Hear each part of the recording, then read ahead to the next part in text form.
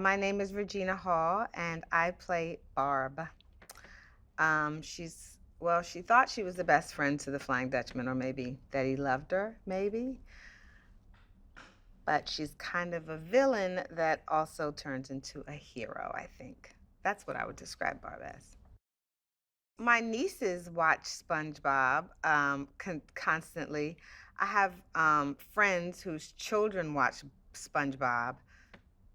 The amazing thing about SpongeBob is it spans so many decades. I mean, these are my friends' kids who are like 29, 30, you know what I mean? And then of course my friends who have 5-year-olds. So I am always like continuously shocked by how many generations of people and children, people who are still fans of SpongeBob, and then people who are continually becoming fans of SpongeBob. So yes, of course, I've seen SpongeBob. It's like, I guess it's an American institution at this point.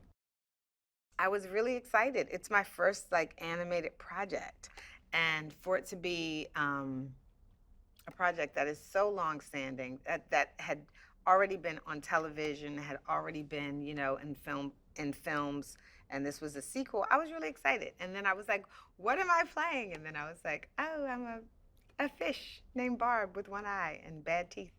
So I couldn't resist.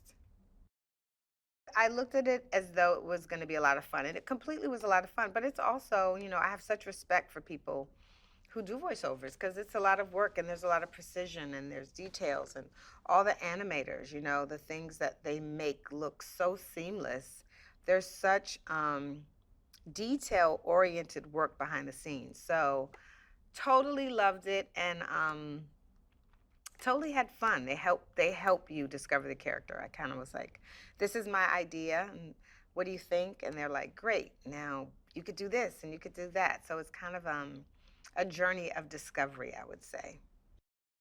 And what's great for this is you have the visuals, and so once you can see that, see the world, and you have the text,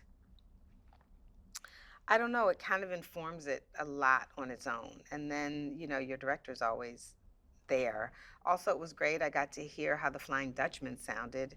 So, you think, well, what matches that? You know what I mean? What matches the sound of that world? What's different from SpongeBob? And, they're like very sweet and high voice. And so you think of the underworld, that vocally, how do you make that different? She's certainly smart enough to realize certain things, but sometimes the heart gets in the way, of the wisdom, and you gotta, Barb's like, wait a minute, he got me, and now, she does realize what is happening, and I mean, she's, I don't know, do you call that an anti-hero? I don't know what she is, but I do think she's really smart. She's smart enough to realize a lot of things that the Dutchman doesn't see, and then she ends up, you know, she ends up becoming fond of SpongeBob and Patrick, I would say. I love the animation, and I love I love the differences between the world, the hues, the dark greens and blues, and the deepest, darkest part of the sea versus kind of the bright pinks and yellows.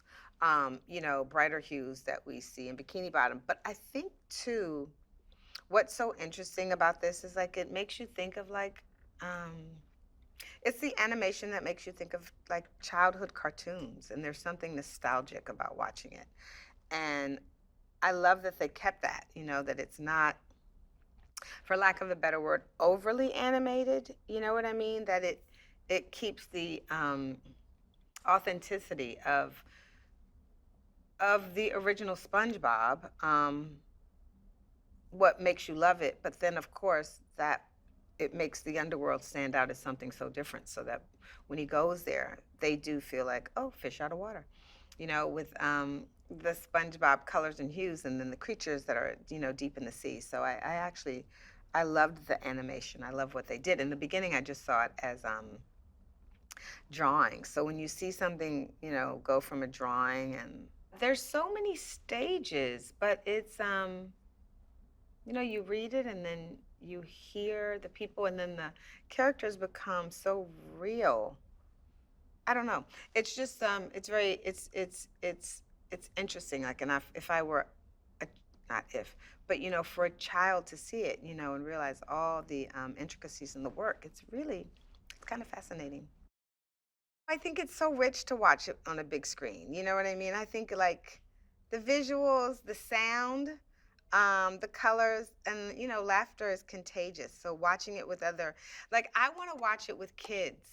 I want to watch it with kids who love SpongeBob in a theater. I mean, I want to see their reactions, and I want to see parents' reactions. There's a couple things in there that are a little funny, that are really funny, that I think parents are going to love. But I think anytime you get to see something on a big screen, it sounds differently. It reverberates differently. So once that happens, your experience of it is going to be that much bigger. And I think it's like a great day, you know what I mean, where you can, I don't know, a family can go out. It's a perfect movie for the family. It's funny. Um, it's it's a great, like, happy day. You can get everyone together. You're gonna go to the movie smiling. You're gonna leave smiling.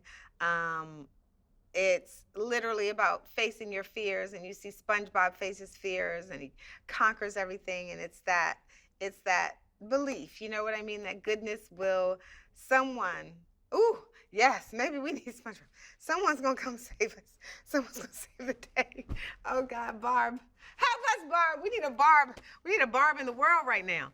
But I think it's the idea that it's goodness. It's goodness at its best, winning again. We're gonna watch a beautiful, happy ending. And sometimes there's nothing better to see. You teach your children a lot, and they see all the good that comes from being good and being innocent, and goodness prevailing. I could say it's fun working on it. It's fun, like, doing the voices and hearing it come together. And every time you go back to a session, they show you a little bit more that you're trying to match to the animation, so you're kind of coming alive with it. And the animation kind of informs what you have to do and what you have to say. But I think probably the biggest fun is like the end result. I don't know. There's something about seeing it all come together and watching it, because you only know what you're doing, right? And so what you're doing is fun and it's great, but it's when you watch the movie together that you get to see what everyone else does and how you fit, and where those grunts and sounds that you like. I never make those in real life. When you're like, oh, that's why they said it. That's why I laughed louder. That's why. So it's probably kind of the um, just watching everything come to fruition. That has been the funnest part. Like actually seeing SpongeBob alive, and every other character and every other world come together. That's pretty great.